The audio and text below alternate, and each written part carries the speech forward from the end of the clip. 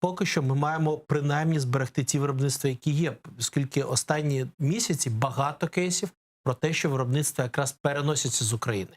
Для того, щоб повернути їх сюди, ми маємо перш за все зробити верховенство права.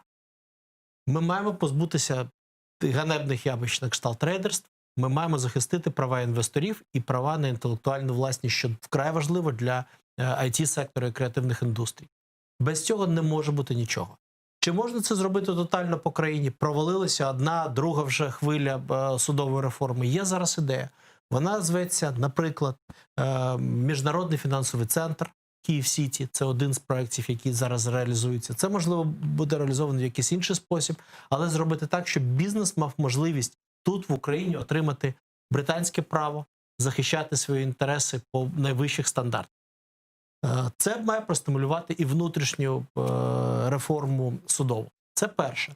Друге, це, звичайно, здешевлення ресурсів всередині країни, які неможливі в випадку підвищення інфляції чи інших популістичних інструментів, які зараз реалізуються.